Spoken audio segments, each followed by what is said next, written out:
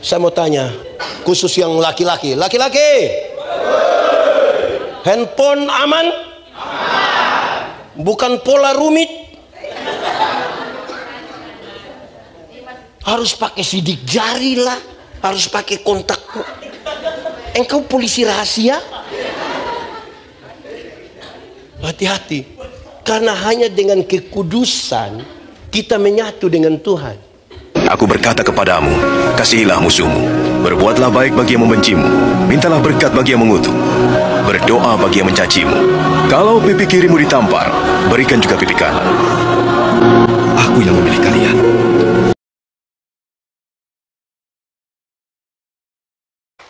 Baik, shalom. Ada sukacita. Satu ayat kita baca sama-sama, pertama Timotius pasal 4 ayat 12. Yang sudah dapat katakan amin. Amin betul. Separuh tidak buka tapi amin itu. Oke. Pertama Timotius pasal 4 ayat 12, sama-sama 1, 2, 3. Jangan seorang pun menganggap engkau rendah karena engkau muda. Jadilah teladan bagi orang-orang percaya dalam perkataanmu, dalam tingkah lakumu, dalam kasihmu, dalam kesetiaanmu, dan dalam kesucianmu. Demikian firman Tuhan. Berbahagia setiap orang yang mendengar firman, memelihara, dan melakukan dalam hidup setiap hari. Shalom. Paulus mengutus Timotius untuk jadi uskup di Efesus. Di mana? Di mana? Tapi sayang, Timotius ini masih terlalu rupa-rupanya dari dulu itu orang muda itu dianggap terlalu sepele. Oh, kira sepekan, padahal sepele. Terlalu sepele. Orang-orang tua tahu kalau anak-anak muda itu suka yang hura-hura, yang senang-senang, yang gas-gas dari dulu. Sekarang masih ada. Orang tua anggap anak muda begitu. Masih atau tidak? Oh, biar kasih tinggal doa anggap begitu. Nah, apalagi ada tantangan di sana di Efesus. Timotius akan berjumpa dengan orang-orang yang merasa diri pintar. Merasa diri? Bukan sekadar itu, tapi ada banyak sekali pengajar-pengajar sesat di sana. Anak muda berjumpa dengan orang yang rasa diri pintar, ada banyak pengajaran sesat oleh pengajar-pengajar sesat. Lalu apa nasihat Paulus terhadap Timotius, anak rohaninya? Dia bilang begini, Timotius, engkau sampai di sana akan berjumpa dengan hal-hal ini, tapi tidak usah berbantah-bantah dengan mereka, tidak usah. Yang engkau harus lakukan hanya satu. Yaitu jadilah teladan. Sama-sama 1, 2, 3. Jadilah teladan. Boleh lebih kuat sedikit, 1, 2, 3. Jadilah teladan. Kasih tahu teman di sebelah, 1, 2, 3. Jadilah teladan. Jadilah teladan. Sekarang disampaikan dengan sangat baik. Keteladanan itu ada 5 dan keteladanan itu bertingkat-tingkat supaya kita bisa ukur. Apakah orang-orang Kristen masa kini, anak-anak muda masa kini bisa untuk menjadi teladan atau tidak? Dia kasih tahu. Yang pertama, engkau mesti jadi teladan dalam perkataanmu. Jadi teladan dalam apa? Perkataanmu. Kasih tahu kawan di sebelah, 1, 2, 3. Jadi teladan dalam kata-kata orang Kristen, kata-kata anak muda Kristen harus terukur, melewati proses berpikir yang baik, melewati proses beriman yang baik, baru boleh mengatakan sesuatu. Tuhan menciptakan manusia ada berapa mata? Berapa telinga? Berapa mulut? Ulang, berapa mata? Berapa telinga? Berapa mulut? Dia punya maksud banyak, tapi salah satunya adalah lihat 2 kali, dengar 2 kali, omong berapa kali? Lihat ulang-ulang, dengar ulang-ulang, omong berapa kali? Ada orang yang tidak ada mata, tidak ada telinga, tapi dia punya mulut 7. Tidak tahu apa-apa, tapi bicara macam tahu-tahu. Ada begitu? Pernah ketemu? Gitu. Engkau mesti jadi teladan dalam Untuk hal ini dia kasih tahu sebenarnya dengan ringan. Karena itu mulut anak muda Kristen tidak boleh tipu. Kan mulut ini tuh, mulut orang muda Kristen tidak boleh tipu. Di sini ada tukang tipu. Ada kok tidak? Ada di sini kok tidak? Laki-laki atau perempuan? Dia pakai baju warna ulang-ulang. Oke, pertanyaannya gampang. Tipu boleh atau tidak? Tipu boleh atau tidak? Kalau untuk kebaikan kita tipu sedikit boleh? Ulang. Tipu boleh atau tidak? Tidak atau boleh? Boleh atau tidak? Untuk kebaikan tipu sedikit boleh? Boleh kok tidak? Tidak boleh. Tidak ada tipu untuk kebaikan, tidak ada. Tipu itu tipu. Satu tipu melahirkan tipu baru. Kenapa tidak ikut ibadah? Perasaan dengan pendeta tanya, saya sakit. Ini tipu ini. Ketemu dia punya mama, kita bilang dia ada sakit. Karena mama tidak tahu, mama bilang tidak ada, baik-baik itu. Kita ketemu dia, kita bilang, mama bilang engkau tidak sakit. Terus dia bilang, sebenarnya saya sakit tapi belum kasih tahu mama. Satu tipu melahirkan tipu. Alkitab bilang, bapa dari segala penipu ialah. Jadi pada waktu kita tipu, kita punya bapa nama. Di sini ada yang dia punya bapa nama begitu. Gitu. Ya haruslah kita jangan Ada kok tidak dari komunitas ini yang kita telepon terus dia bilang posisi, terus dia bilang pas kita tanya posisi terus dia bilang OTW. Padahal ada. Kalau itu ada hanya satu kata sama-sama, bertobatlah. Kalau tidak bertobat minimal berobatlah. Itu sakit itu. Iya, itu sakit. Ada kisah lama, saudara tahu, tapi saya mau cerita ulang. Memang tipu itu tidak boleh. Ada anak kecil umur 1,5 tahun, laki-laki, baru belajar bicara. Dia punya papa kepala desa di kampung. Terus memang kepala desa di kampung ya. Kalau kepala desa di kota tuh dia punya nama apa kita pusing. Ya, ini anak ini setiap kali dia mau kencing, dia minta tolong dia punya papa yang kasih kencing. Tapi kan dia papa pikir, masa saya pejabat di sini baru anak kecil suruh saya antar dia kencing. Terus dia ajar dia punya anak. Dia bilang, adek, kalau adek mau kencing, adek kasih tahu bilang adek mau menyanyi. Jurus itu berhasil. Setiap kali anak mau kencing dia kasih tahu dia punya papa, yo, adek mau menyanyi. Nanti dia punya papa sengaja bangun putar-putar keluar kasih kencing itu anak, selesai masalah. Satu waktu dia punya papa mama tugas ke Jakarta. Titip ini anak dia punya om. Tengah malam ini anak mau kencing dia kasih bangun dia punya om, yo, adek mau menyanyi. Dia punya om karena tidak tahu, dia om bilang jangan ini sudah malam ini, jangan. Ini anakku bilang om, yuk adi mau menyanyi. Dia punya om bilang tidur nanti opa di sebelah mana itu. Ini anak sudah tidak bisa lah, dia bilang om ini sudah tidak bisa. Tidak bisa kenapa? Adi harus menyanyi. Dia punya om juga kasihan, akhirnya dia punya om bilang sudah nak, kalau begitu adik menyanyi pelan-pelan di om punya telinga. Ini anak bangun, dia kencing di dia punya om punya. Saya mau tanya siapa yang salah? Bapak atau om? Om atau bapak?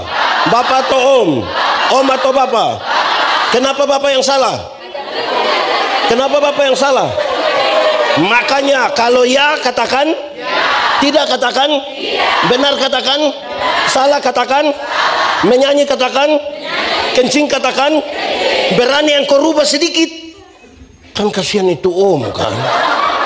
Jadi anak muda Kristen tidak boleh kasih kawan di sebelah 1, 2, 3 tidak boleh. Pendeta Yandi, pendeta, kami anak muda sekarang, kami tidak biasa tipu. Kami hanya suka pakai 2 kata, yaitu sebenarnya dan tapi. Kenapa engkau tidak ikut ibadah? Sebenarnya saya ikut. Tapi kalau tapi itu dia tidak ikut itu, dia tidak ikut itu. Pernah dengar itu kalimat? Atau sendiri ucap? Satu, mulut orang muda Kristen tidak boleh. Kedua, mulut anak muda Kristen tidak boleh maki. Tidak boleh maki. Di sini ada yang biasa memaki? Ada kok tidak? Kalau ada hanya satu kata, sama-sama 1, 2, 3, kalau tidak bertobat minimal berobatlah. Itu sakit, itu sakit berat itu. Tidak boleh maki, tidak boleh apapun alas, tidak boleh. Amin kok. Oke. Tapi yang ketiga dia kasih tahu sebenarnya mulut anak muda Kristen tidak boleh membuli. Tidak boleh membuli. Kasih tahu kawan di sebelah, tidak boleh. Di sini ada yang biasa bully. Tunjuk dia tidak boleh membuli. Dia boleh membuli.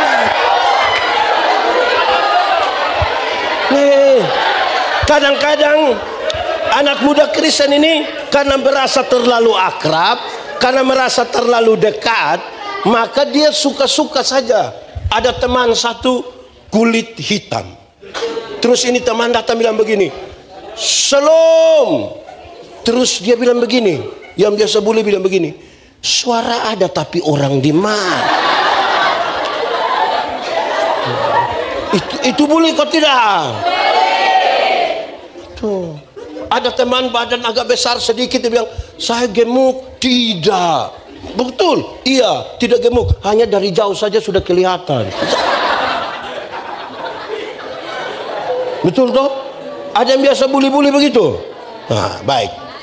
Saudara lihat sekarang, ternyata mulut kita ini menjadi sangat penting toh. Kalau Anda dikenal dunia sebagai milik Kristus, kata-katamu mesti memuliakan. Kamu juga cara pilih lagu tuh pilih lagu yang baik sedikit, mantap sedikit. Kami pendeta Yandi umur 48, kami punya lagu dulu itu lagu realistis sekali. Gereja tua. Itu kisah di kampung dulu, pergi ibadah pemuda, pergi baku lihat begini, lama-lama suka menikah. Itu kan realistis. Masihkah kau ingat waktu di selesai. Daripada kamu punya, itu dia punya ini maksud lain, tapi saya coba bawa ini saja. Kamu berbohong, lihat itu, lihat orang tipu saja percaya. Kamu lukai, aduh apa? Coba kau pikir, apa? Memang tidak ada, kamu saja mau bikin begitu, tidak ada itu. Dia punya kedua lebih parah. Kau tinggalkan aku, kau dengan yang lain, itu gila. Jangan terbiasa isi di sini dengan sudah tidak mendidik begitu, tapi dia pun cara kamu berbohong, macam-macam, tidak usah. Jadi kalau kamu ingin berkata-kata, pikirkan dengan baik, melewati proses berpikir, melewati proses beriman, dan katakanlah sesuatu. Ada satu mikrolet di Kupang tuh gagah-gagah, bagus, musik mantap. Yang menarik ada satu. Saya lihat dia cukup kreatif ini sopir ini. Dia tulis di pintu tempat naik turun, dia tulis begini: kalau mau umur panjang, pura-puralah tuli. Ya saya bayangkan mungkin supaya kalau orang omong tidak usah dengar toh, tidak ada waktu untuk orang punya bicara-bicara. Saya bayangkan begitu. Tapi ternyata bukan itu yang dia maksudkan.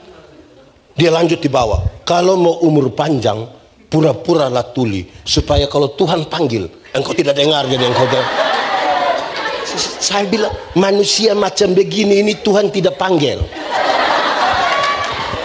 Itu dia pergi sendiri itu. Jadi pilih kata-kata yang baik ya, pilih kata-kata yang baik. Amin kok? Amin. Orang Kristen gitu. Jadi kita pakai ini kata-kata ini dengan baik.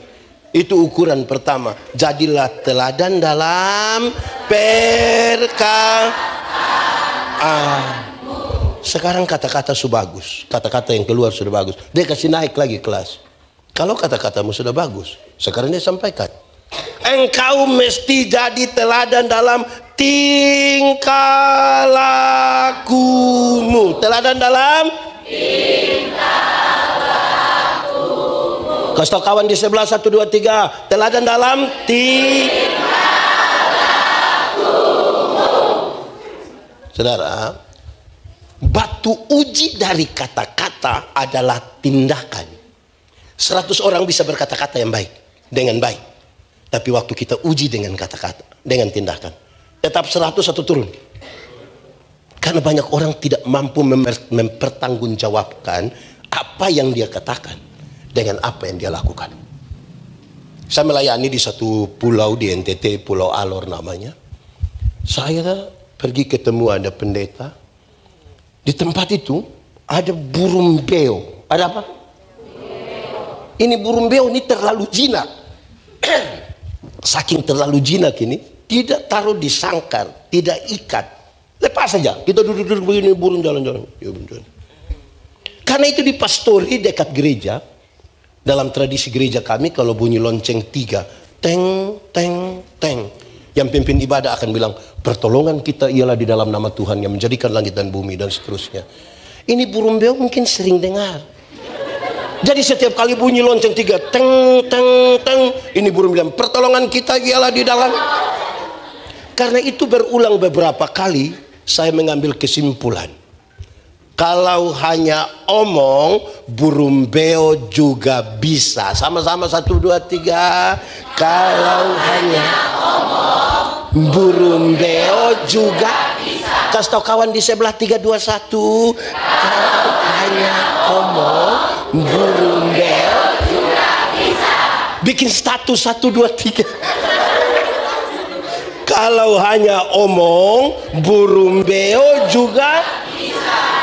Satu waktu kami berdiskusi soal ilmu homiletika, ilmu berkhotbah. Orang tanya saya, pendeta, khotbah yang baik itu, khotbah yang baik itu yang bagaimana? Dia tanya, khotbah yang baik itu yang bagaimana? Saya bilang, engkau punya maksud? Khotbah yang baik itu tulis atau tidak tulis, berapi-api atau berair-air. Saya bilang, hei, khotbah yang baik itu bukan soal tulis atau tidak tulis, bukan soal berapi-api atau berair-air. Khotbah yang baik ialah omong karmana, bikin begitu. Jangan omong lain, bikin lain. Ada yang lebih parah, pikir lain, omong lain, bikin lain. Hasilnya kelainan. Jadi kalau saudara ketemu orang kelainan itu kan tidak sinkron toh, pikir lain, omong lain, bikin begitu. Kalau hanya omong, burung beo juga. Nah, untuk pendeta punya sudah selesai. Ada juga sarjana pertanian. Berarti dia sudah tahu ilmu, tapi tidak bisa tanam tomat. Ini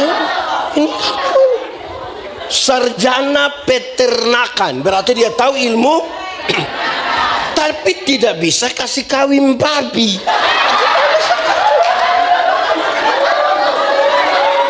Jadi dia mesti lebih. Sarjana olahraga. Sarjana olahraga? Iya. Coba kau salto, coba kau roll, kau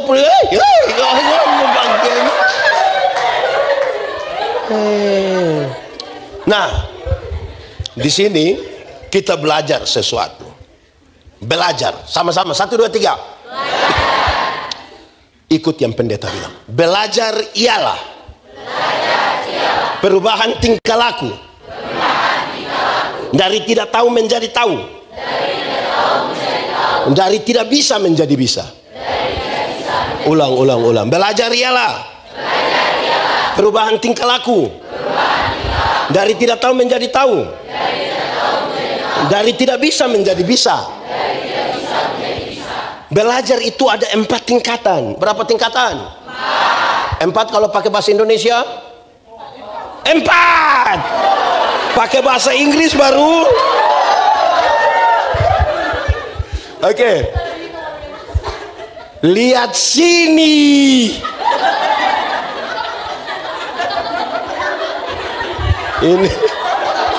Ini anak dong gagal ini.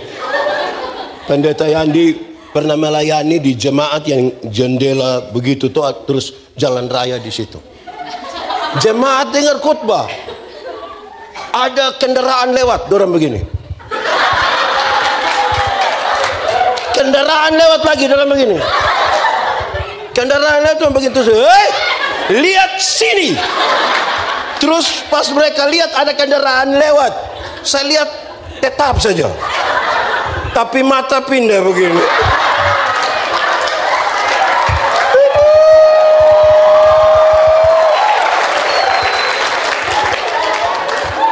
Baik.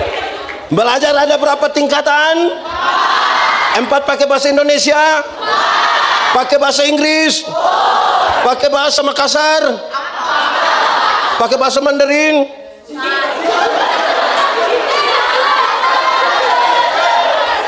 Pakai bahasa Timur?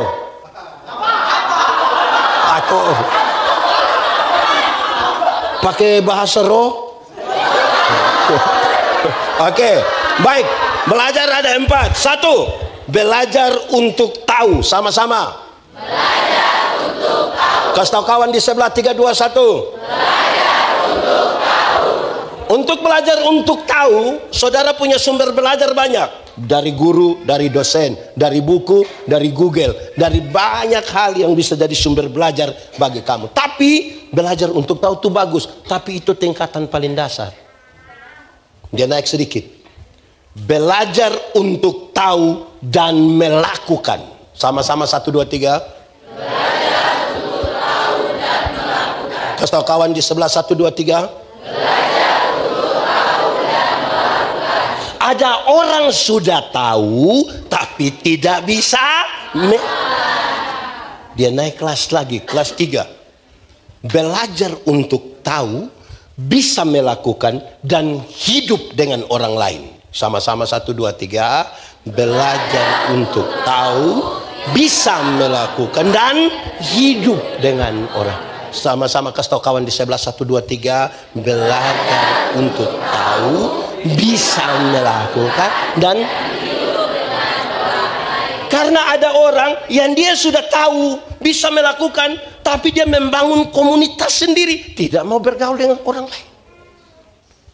Bagaimana saudara mau menyampaikan kepada dunia ini tentang sesuatu yang saudara tahu? Berbagi. Tidak mungkin kan? Yang paling tinggi dari sebuah belajar itu ini. Belajar untuk tahu, untuk bisa melakukan, bisa dengan orang lain, tetapi tetap menjadi diri sendiri. Itu paling tinggi. Sama-sama 1, 2, 3. Belajar untuk tahu, bisa melakukan, bisa dengan orang lain, tapi tetap menjadi diri sendiri. Kasih tahu kawan di sebelah. 1, 2, 3. Belajar untuk bisa dengan orang lain, tapi saya tetap Timur. Saya mau bergaul dengan Jawa, Sumatera, Makassar, Cina. Saya tetap Timur. Kalau timur arah, timur suku. Beda U dengan O, tahu. Jadi jangan sampai saya berteman dengan orang Cina, saya pikir saya Cina. Padahal saya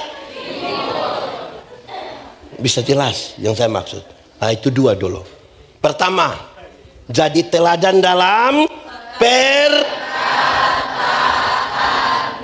sudah bagus ya, kasih naik. Engkau mesti jadi teladan dalam tingkah laku. Sudah bagus, dia kasih naik lagi. Engkau mesti jadi teladan dalam kasih. Jadi teladan dalam kasih. Kasih tau kawan di sebelah, 1, 2, 3, teladan dalam batu uji dari tindakan, tingkah laku adalah Kenapa? Tidak semua yang kelihatan baik dibangun di atas kasih. Ingat, tidak semua senyum tulus. Kita datang, Shalom, Shalom. Kita selewat masa Betul? Pendeta Yandi khotbah di banyak bank di Indonesia. Terus pendeta bilang begini, ibu-ibu yang kerja di bank ini cantik-cantik semua. Mau lihat jauh, lihat dekat, tetap cantik. Dorang pakai pakaian bagus-bagus lagi. Kerja di ruangan tertata rapi lagi. Ber-AC lagi. Wih, kita pergi ke bank ini macam tidak mau pulang. Macam mau lihat-lihat terus. Baru kita naik tangga terakhir. Dengan santun sekali dorang bilang begini, selamat siang, ada yang bisa kami bantu? Terus saya tanya dorang, ibu-ibu, siapa di antara ibu-ibu yang bangun pagi lihat suami pas bangun? Terus dia bilang, selamat pagi, ada yang bisa kami bantu? Nah, saudara lihat, sudah tindakan ini dia mesti dengan satu yang menjadi landasan, yaitu kasih. Itu yang Paulus bilang, apapun yang kamu perbuat, perbuatlah dengan segenap hati seperti untuk dan bukan untuk manusia. Sekarang ini jadi menarik. Hukum Taurat ada berapa? Ada berapa?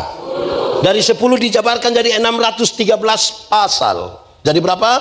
613. Dari 613 itu masih ada ribuan peraturan hidup setiap hari. Dari ribuan itu Tuhan Yesus simpulkan dia dalam 2 kalimat, mengasihi Tuhan dan mengasihi.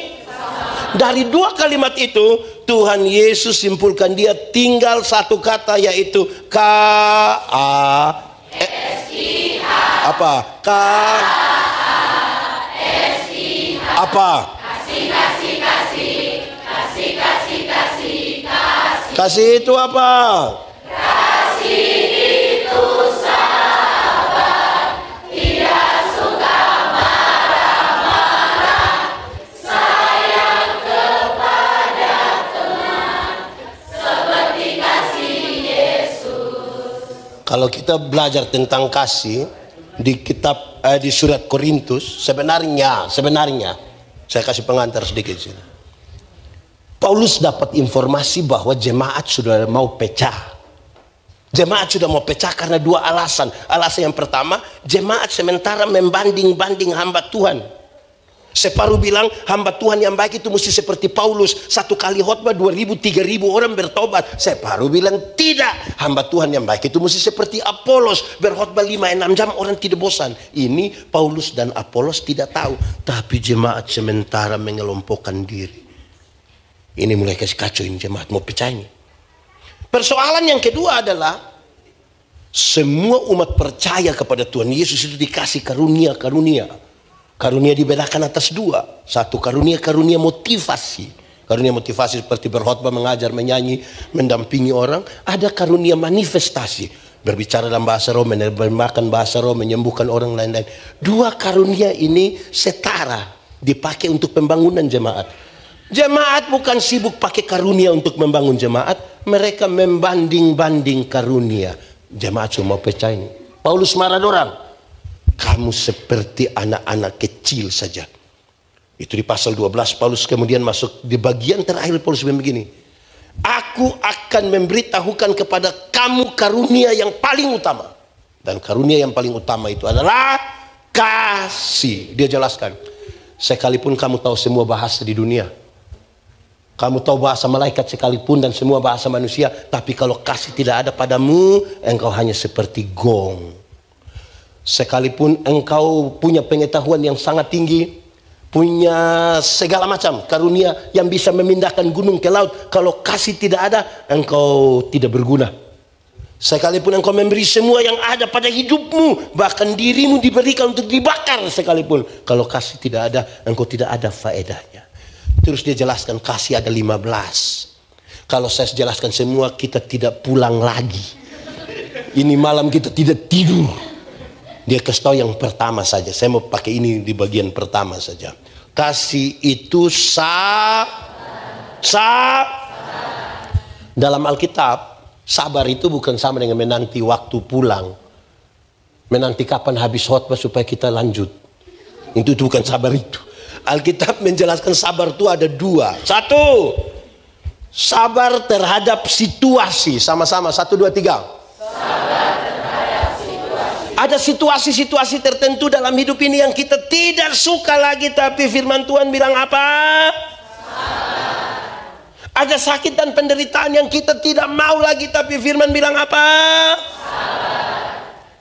Ada hal-hal tertentu dalam hidup yang kita sudah bosan dan tidak mau jalani lagi, tapi firman bilang ada pendeta khotbah yang sudah terlalu panjang dan kita tidak mau lagi, tapi firman bilang sabar terhadap situasi. Tapi yang kedua, ada sabar terhadap orang. Sama-sama, 1, 2, 3. Sabar terhadap orang. Ada orang-orang tertentu dalam hidup ini yang terlalu menjengkelkan, tapi firman bilang ada tetangga-tetangga dekat kita punya rumah ini yang terlalu menjengkelkan, tapi firman bilang ada kita pun teman di sekolah itu yang terlalu menjengkelkan, tapi firman bilang ada teman yang duduk di kita pun sebelah kiri atau kanan yang terlalu menjengkelkan, tapi firman bilang wah, itu dalam sabar itu ada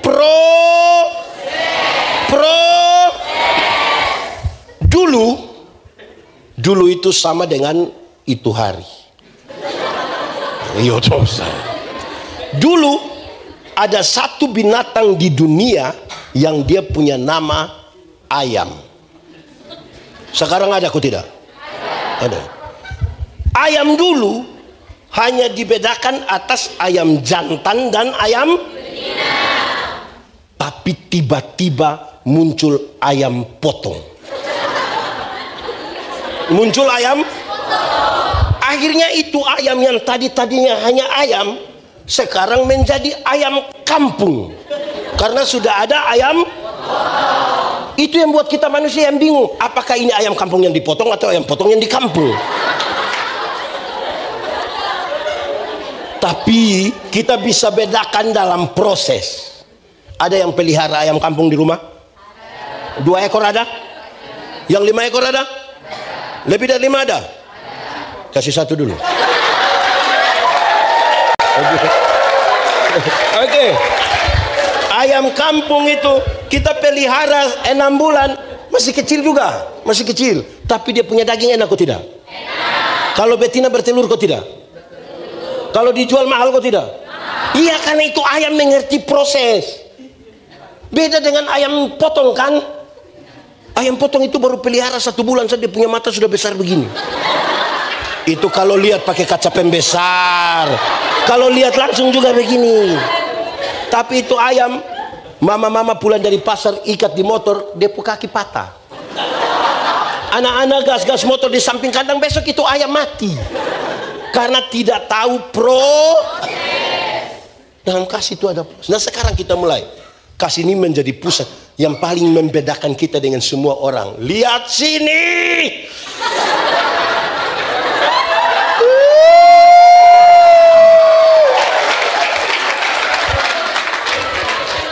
Oke. Sekarang kita mulai. Kasih saya harus bicara agak panjang kan itu paling sentral. Sekarang saya mulai. Hafal, ikut yang pendeta bilang. Kasih ialah kebaikan. Tidak terpatahkan oleh apapun. Tidak akan berubah menjadi kebencian.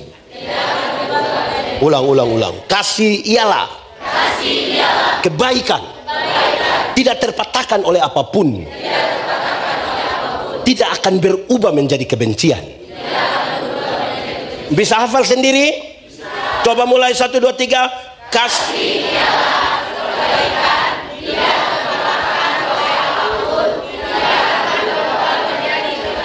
Kasih tau kawan di sebelah 1, 2, 3. kasih ialah tidak akan. Yang bisa hafal kita tepuk tangan semua dorongnya. Yang sudah bisa hafal akan dapat CP. Oke. Nah, kebaikan tidak terpatahkan oleh apapun, tidak akan berubah menjadi, rujukannya jelas, karena begitu besar kasih Allah akan dunia ini. Apakah Tuhan Allah mengasihi dunia? Apakah Tuhan Allah mengasihi dunia? Lalu apakah dunia mengasihi Tuhan Allah? Apa dunia mengasihi Tuhan Allah? Lalu apakah karena dunia tidak mengasihi Tuhan Allah berhenti mengasihi dunia? Apakah kemudian Tuhan membenci dunia? Saudara lihat sekarang, kasih tidak terpatahkan. Sama-sama 1, 2, 3. Kasih tidak terpatahkan. Kasih tau kawan di sebelah 1, 2, 3. Kasih tidak terpatahkan. Supaya jangan ada orang yang bilang begini, saya terlalu hargai Anda, saya terlalu hargai. Tapi setelah saya lihat Anda punya sifat asli begini, maaf. Itu bukan kasih. Ego. Nanti pulang tanya mama, tanya ibu. Ini ada ibu-ibu, kita boleh tanya. Ibu-ibu, melahirkan itu sakit atau tidak? Terlalu sakit. Mau melahirkan normal atau abnormal tetap sakit. Sesar itu abnormal. Ibu-ibu tuh waktu sakit melahirkan, kami suami saja tidak tolong. Kami hanya dari luar taruh tangan di kepala baru bilang, Yesus paling hangat. Sudah bilang Yesus lagi baru dia bayangkan, ini anak muka ikut siapa ini? Paling-paling gitu. Kamu yang kecil-kecil ini, saya mau kasih tahu saudara-saudara, dengar. Anak-anak punya jam tidur, itu orang tua punya jam bangun. Orang tua punya jam tidur, anak-anak punya jam. Banyak orang tua tidak tidur gara-gara kamu tidur. Jam 3 subuh pun masih ada orang tua gendong dia punya anak begitu. Betul kok tidak? Dalam keadaan sempoyongan tidak bisa tidur, seringkali ibu-ibu dipaksa lagi menjadi penyanyi.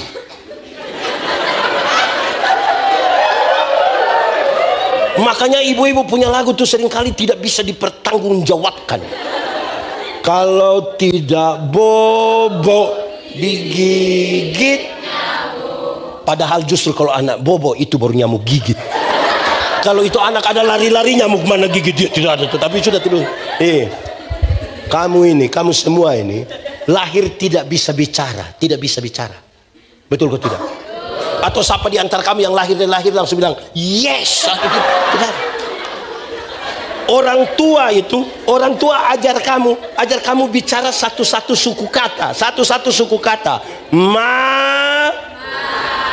pa. Setelah sudah jadi pemuda begini, sudah besar, sudah lancar bicara, suka bicara dengan orang tua? Ada suka bicara dengan orang tua? Lebih banyak waktu bicara dengan orang tua atau? Oh, tahu juga. Kamu lahir itu kamu tidak bisa jalan, betul kok tidak? Betul. Atau siapa di antara kamu yang lahir langsung putar ke kiri, ada begitu? Orang tua ini dengar, ajar kamu jalan, pegang di tangan, baru mulai ajar langkah.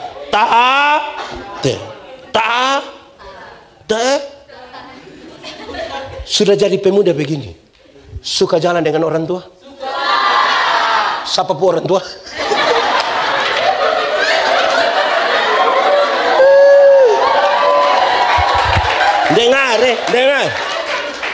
Dengar. Saya hanya ingin menarasikan begini. Dengar. Kamu tidak tahu bicara, orang tua latih bicara. Kamu tidak tahu jalan, orang tua latih jalan. Setelah tahu bicara, tahu jalan, lebih banyak waktu kamu bicara dan jalan dengan teman. Coba pulang tanya orang tua, kenapa orang tua mau kasih makan kamu ini? Kenapa?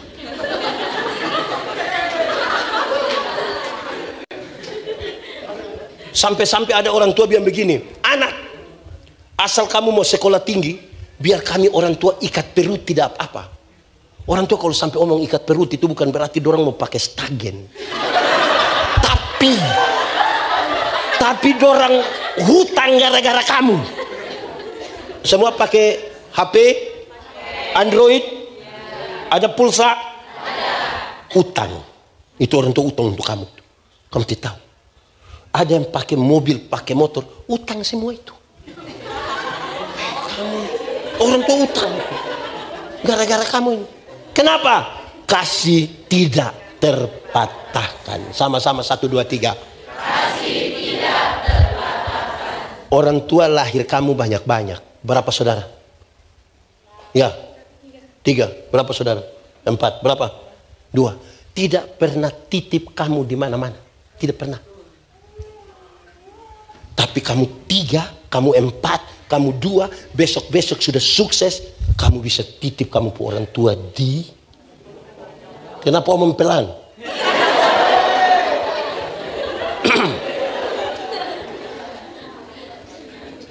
Dengar, bayangkan kamu ke orang tua itu.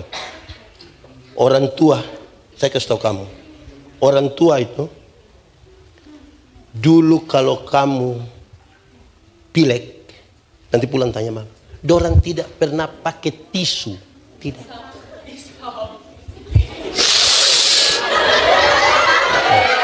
Betul? Dulu kamu buang air besar, orang tua tidak pernah pakai sarung tangan, tidak pernah. Langsung, tapi kamu lihat, kesibukan kamu datang kuliah dan lain-lain, orang tua sakit, ada anak kandung yang urus. Urus berapa hari? Saudara lihat, habis kamu pulang kuliah, ketemu satu laki-laki, ketemu satu perempuan, kamu sudah menikah. Itu orang tua tambah sendiri. Siapa urus? Kamu akan pergi bila perlu. Ada banyak yang tidak pernah perhatikan orang tua. Orang tua sudah sakit, baru tiba-tiba dia sampai sertifikat. Ini anak-anak macam ini. Ini anak kacau. Sudah, biar kita menyanyi dulu. Kita menyanyi. Ini lagu dunia, tapi biar kita menyanyi di ibadat, tidak apa-apa. Saya tanggung. Kita menyanyi. Kasih ibu.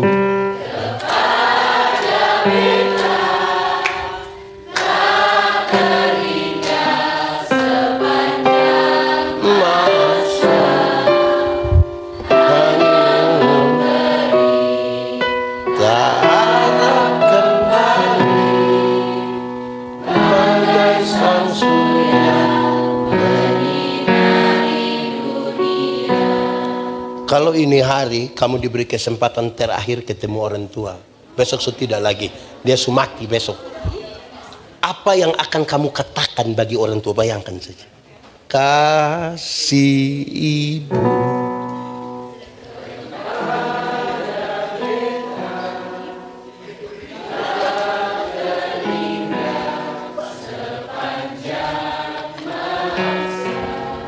Hanya harap kembali kau tidak. Dia seperti apa?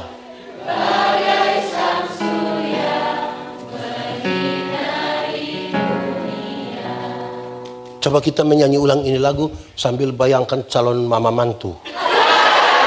Punya muka. Kamu ini mau apa? Ulang. Kasih ibu. Kepada siapa? Saya hanya ingin mengajak kita, lihat begini baru kamu sedih-sedih. Enggak, saya marah kamu ini. Begini baru sedih-sedih. Orang tua mau bicara sedikit dia pun baik, marah.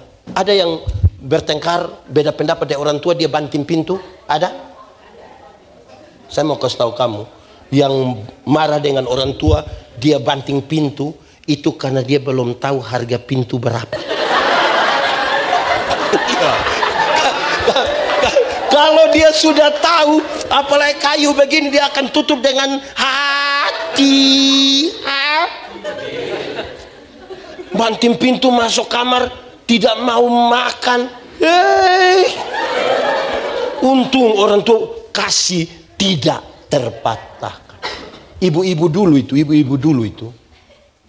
itu kalau anak sakit, dorang langsung ambil ini handuk, taruh di air panas, kompres. Itu ibu-ibu dulu. Itu ibu Budi Watiwan dulu itu.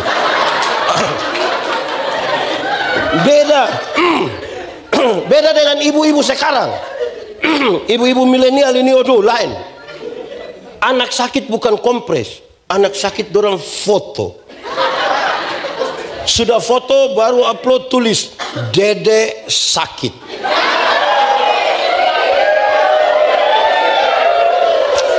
Cepat sembuh ya. Baru dia tutup dengan Mama sayang Dede.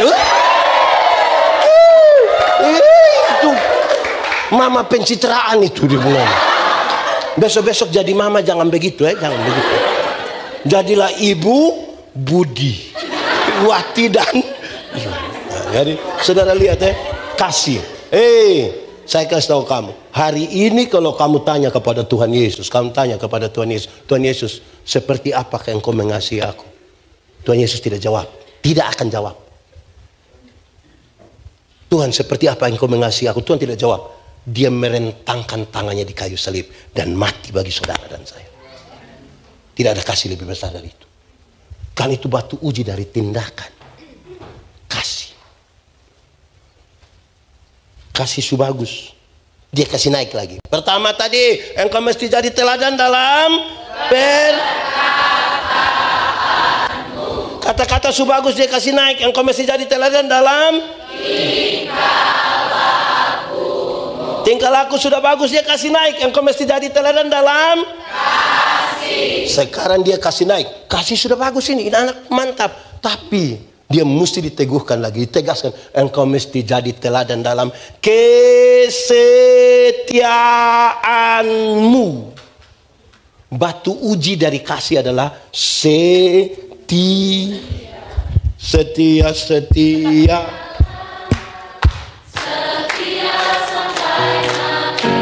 Seperti siapa? Setia mau sampai kapan? Apakah balas? Untuk apa? Karena itu setia sampai kapan? Amin. Bisa setia? Apapun keadaannya tetap setia? Betul? Mantap. Dengar. Makin setia seseorang kepada Tuhan, dia akan makin setia pada pasangannya. Nona, menikahlah dengan laki-laki yang setia pada Tuhan. Jangan percaya dia punya garis sepotong di sini, jangan percaya. Besok-besok bukan satu garis, semua habis. Karena itu, kamu sudah ada pacar belum? Saya sangat prihatin dengan saudara. Kalau sudah ada pacar, ajak dia ikut ibadah pemuda. Kakak, ibadah. Dia tidak mau. Ibadah. Dia tidak mau paksa. Ibadah. Nanti kalau dia tidak mau baru kasih tahu. Ada kue.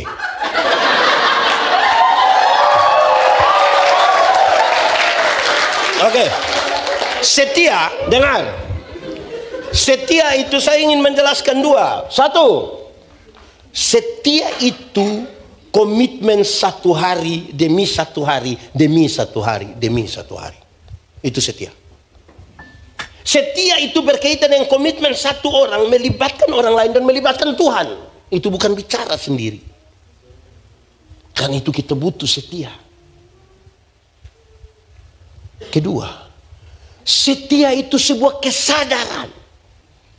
Kesadaran, kalau engkau setia dengan Tuhan, setiap kali engkau melakukan sesuatu yang tidak berkenan kepada Tuhan, kesadaran itu bilang, sadar.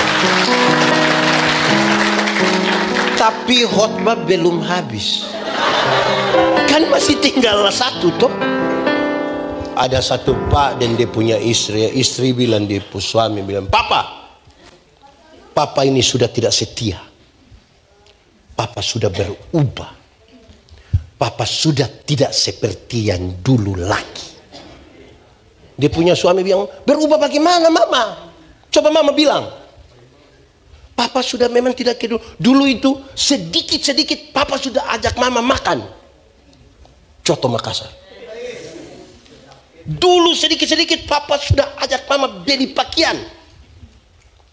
RB. Yang bekas. Dulu sedikit-sedikit papa datang dan tutup mata sayang, tutup mata. Tapi sekarang papa sudah tidak begitu lagi. Papa sudah berubah. Terus dia suami begini, mama, coba mama pikir baik-baik. Nelayan mana yang kalau sudah dapat ikan dia masih buang umpan? Dia punya istri, oh jadi selama ini papa hanya umpan-umpan mama? Selama ini papa kira mama ikan? Malam mau tidur, dia punya istri masuk kamar, kunci pintu, kasih mati lampu. Suami datang mau buka pintu begini, tidak bisa. Ma, yo, buka pintu sayang. Tidak. Mama, yo, buka pintu. Tidur di luar. Mama, kenapa bikin papa begini? Mama ingat kita dua suami istri.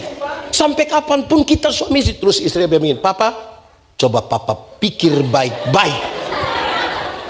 Nelayan mana yang mau tidur dan dia punya ikan? Memang setia toh. Ini setia semua ini, muka setia semua. Saya lihat saudara ragu sendiri dengan setia. Oke. 4. Yang pertama tadi jadi teladan dalam kedua teladan dalam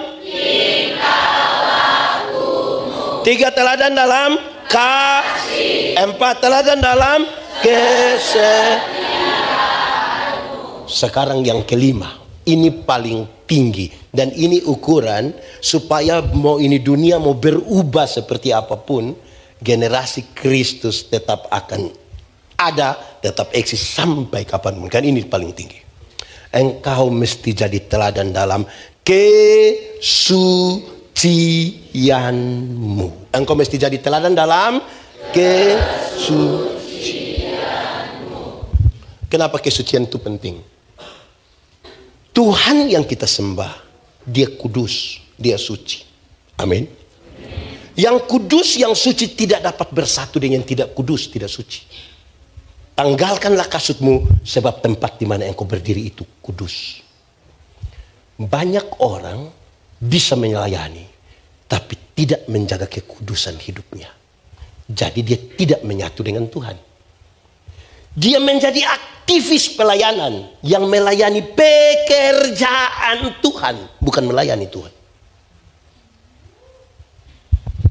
Dia sibuk di semua ibadah, dia hadir, bahkan maha hadir.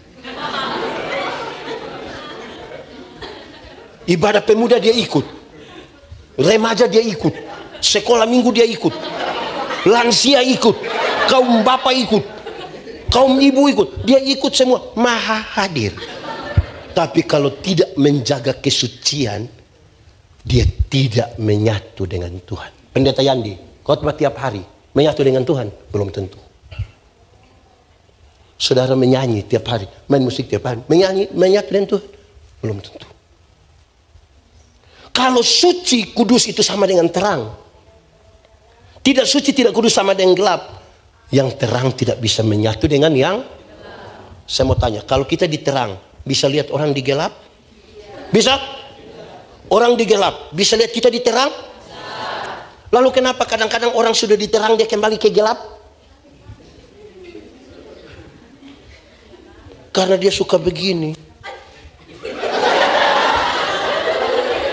Ini apa ini begini? Apa? Kalau dia sudah begini, tidak lama dia akan begini.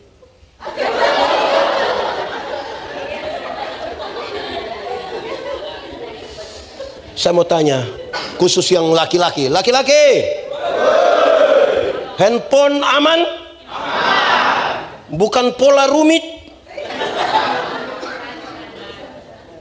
Harus pakai sidik jari lah, harus pakai kontak. Engkau polisi rahasia? Hati-hati, karena hanya dengan kekudusan kita menyatu dengan Tuhan. Ingat, perkataan, tingkah laku, kasih, kesetiaan, urusan dengan manusia. Waktu kita bicara tentang kesucian, kita bicara kita dengan Tuhan Allah. Manusia kita tipu, tapi Tuhan menyelidiki hati. Aku berkata kepadamu, kasihilah musuhmu, berbuatlah baik bagi yang membencimu, mintalah berkat bagi yang mengutuk, berdoa bagi yang mencacimu. Kalau pipi kirimu ditampar, berikan juga pipi kanan. Aku yang memilih kalian.